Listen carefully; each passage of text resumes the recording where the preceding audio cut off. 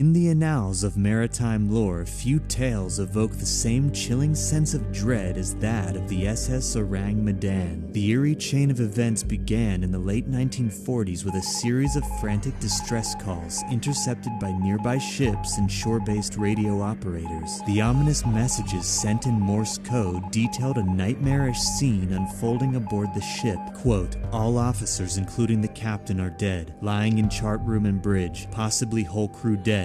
The final transmission read simply, "I die." When the first rescue ship arrived on the scene, they were greeted by a vessel eerily adrift with no signs of life on deck. Upon boarding, the rescuers discovered the crew lying lifeless, their faces contorted in terror, eyes wide open and arms outstretched as if attempting to fend off an unseen assailant. Stranger still, no visible injuries were apparent, and the cause of their deaths remain a mystery. Theories have been proposed to explain the enigma of the SS Orang Medan, from secret government experiments to deadly nerve agents or even extraterrestrial encounters. Yet, despite exhaustive investigations, the truth behind this maritime mystery remains shrouded in darkness. A haunting mystery in Russia's Ural Mountains has confounded investigators and the public for over 6 decades. In February 1959, 9 experienced hikers perished under enigmatic circumstances. Despite extensive investigations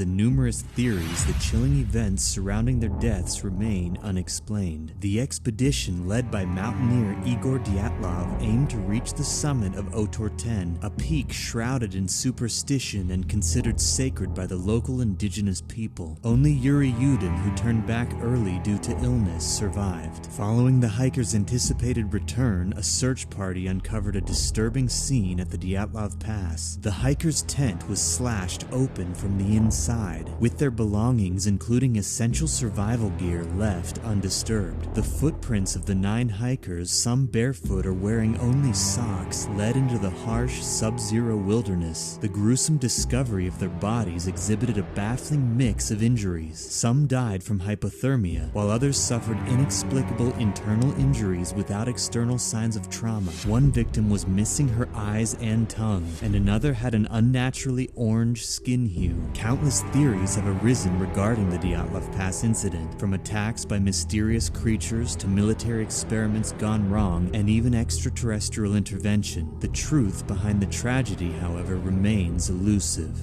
What did Baba Vanga predict for this year, 2023? She predicted an aggressive invasion by an alien species. The acceleration in UFO activity and the alleged shooting down of UFOs by the US military over the past few weeks could point to this prediction's accuracy. Vanga also predicts a devastating solar storm which could cause massive damage on Earth. Just this week, the Sun entered a particularly violent solar cycle with one of the largest solar flares ever recorded taking place. These flares, known as M-class solar flares, are medium-sized and already caused several blackouts over North and South America. A particularly dangerous sunspot called AR3242 is currently slowly turning to directly face Earth. Meanwhile, a massive crack in Earth's protective magnetic field has been detected due to a phenomenon known as the Russell-McPherson effect, in which the Sun is directly above the equator. The peak of this effect will take place in the next 2 weeks. Could the combination of these events cause massive damage as predicted by Baba Vanga? French philosopher Nostradamus published a book of prophecies in 1555. Many claim his predictions included the Great Fire of London, the rise of Adolf Hitler, and the dropping of the atomic bombs in World War II over cities in Japan. Supporters of Nostradamus claim that 70% of his prophecies have come true. But what do his predictions seem to claim is in store for 2023? He says, quote, "No abbots, monks, no novices to learn. Honey shall cost more than candle wax, so high the price of wheat that man is stirred, his fellow man to eat in despair."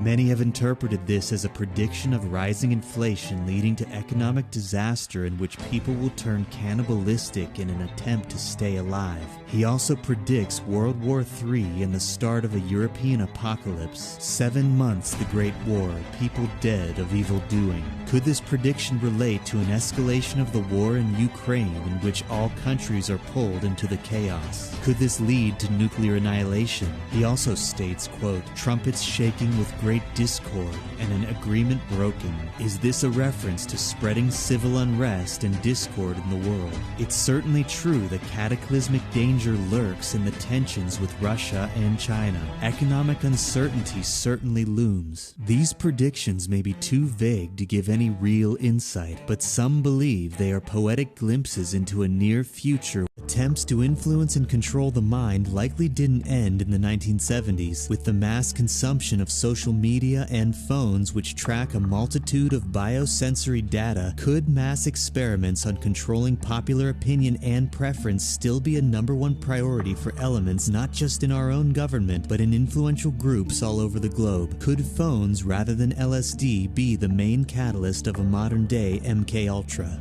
As part of the MKUltra program at a CIA-operated facility in Canada in the 1950s and 60s, regular people were brought in to treat minor health issues and would be kept for months, dosed with thorazine and held in artificial comas. The researchers would play audio tapes of certain messages on loop for 16 hours a day in an attempt to break down the patient's mind so that they could be controlled and ordered to commit any act. These messages could be repeated up to 500,000 times. Patients would also be deprived of food, oxygen, and even the ability to see, hear, or feel anything while massive doses of LSD would be administered. Extreme electroshock therapy 40 to 75 times stronger than normal shock treatment was also used. Patients who came in seeking a solution to some mild depression would finally leave after months of emotional and psychological torture to never be the same again. The project was officially ended in 1973, and the CIA director at the time ordered all of the files be destroyed. So, to this day, very little is known about the scope and effects of the project, which ran unchecked for 20 years. Between the 1970s and 1990s, the CIA implemented a secret program called the Stargate Project, in which the express goal was to explore the potential for people with psychic powers to be able to see locations all over the globe, specifically at Soviet military sites, an obvious influence on the Netflix show Stranger Things. This practice was called remote viewing, and some subjects demonstrated startling accuracy. In one recently unclassified case, a viewer was given nothing but geographical coordinates